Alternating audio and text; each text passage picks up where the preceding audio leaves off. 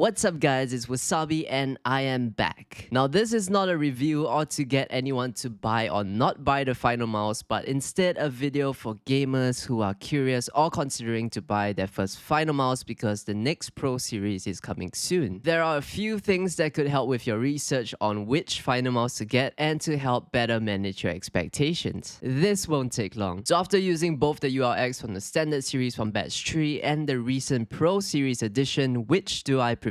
Well, I like the Pro Series over the standard one. I like it maybe 5% more, and why? Because the Pro Series mice are coated and has a bit more grip than the standard version. The switches are different as well. It has Huano blue shell pink dots and they feel pretty nice in this carbon composite build. The clicks feel ever so slightly more instant for me, and that's pretty much the only two reasons why I like the Pro Series over the standard one, the grip and the click feel. Now the standard version isn't bad in any way on those 2 points. My batch 3 Guardian is a proper solid unit and it's been feeling great. It's just that for me personally, I prefer some level of grip with the coating and how the clicks feel when they bottom out. Coating makes the mouse feel a lot more comfortable to use, especially if you're coming from plastic mice with, for example, a smooth touch coating. The coating on the Pro Series is not the grippiest coating on the mouse, but for me it feels a lot nicer than not having it on. Some things to note about the Pro Series: the mice are not numbered even though they are limited. Something about the coating: the problem with this coating is that the color either gets dark very quickly or turns into a disgusting looking yellow, a lot like a piss stain, and these things are what you will notice on other light colored mice, but usually after long-term use. Mine started turning after 4 weeks, and for some people it was a lot quicker. Not great at all, but I read they're gonna improve the coating with the next one, so we'll see. I personally would not get this particular mouse secondhand unless it's being sold for half the price, because no one wants a pre-loved mouse with a piss stain. If you plan to get a ULX to use as your main and staining bothers you, I would suggest to get the black one, at least for now. Build quality was really good out of the box for the Pro Series, emphasis on the was. Over time, the base of the mouse started to come loose. My standard version from batch 3 had a much better build quality, so they either rushed the production of the Pro Series or I just got unlucky. But other than that, both versions of the ULX have been feeling nice, working just fine and performing excellent. Now, how do I like to use my Finalmouse? I honestly had the most fun using this mouse on my Wallhack SP4 glass pad with Obsidian Pro skates and Cicada wing grip tapes. This Pro Series Tarik edition came with white silicone rubber grip tapes, which would look dirty pretty quickly, so I used these universal grip tapes instead. There is something about a mouse of this size and weight on a glass pad that is very fun to use, and it's a great combination for the purest aim experience for me. What I like about the base of the ULX is that it's completely flat, so you got a lot of freedom to position your skates and explore what works for you. Though I must say the stock skates of the ULX are excellent, and I would recommend to enjoy them before you decide to try out aftermarket skates. Now, which size do I prefer? Well, I've used both Lian and Cheetah, which is basically their medium and small size respectively. My hand size is 17.5 by 9, so you can take my comfort and experience as a point of reference. Cheetah, which is their smaller size, is what I currently have for both the Pro Series and the standard. With my hand size, it feels a little too small and took me quite some time to get used to. It's a great size for fingertip grip style, but I usually use a claw or relaxed claw grip for gaming. Lian, on the other hand, which is their medium size, feels a lot better in terms of comfort and the hump support. I can use a claw grip on the small, but again, it took some time to get used to, and some time as in about 3 weeks, because holding a mouse of this size doesn't feel natural at all. I first had the Lian size for the Pro Series Tarik, but someone in my country ordered the Cheetah and it was way too small for him, which I felt kinda sucks, so I offered mine because I can use both sizes quite comfortably. Small mice do have their appeal, but going from the medium to a small, I honestly couldn't help but miss the hump support of the medium. For work, gaming, browsing, or whatever on my setup, as a daily mouse with my hand size of 17.5 by 9, I would prefer the Lian size any day of the week. It's just way more comfortable and you still got a great amount of control over the mouse. From what I read, the Cheetah size may be discontinued, so if you enjoy small mice, that is something to note. The Cheetah size is very cute and I love using it on my Wallhack glass pad for gaming, but the Lian feels the most comfortable and supportive for a shape like this. The medium size feels smaller in the hand than most standard size mice, by the way. So final thoughts on my Finalmouse. Honestly, a mouse like this would be best for a gamer who who already owns a good mouse that they enjoy and wants to have another mouse that is completely out of the ordinary. It comes off completely unnecessary to some people, but to others, the experience of having one and using one is where it's at. Sure, there will be people who will start comparing more affordable mice with better build quality, but I gotta say there is nothing quite like a Finalmouse ULX. And you will also have people who will say something like the Beast X is better,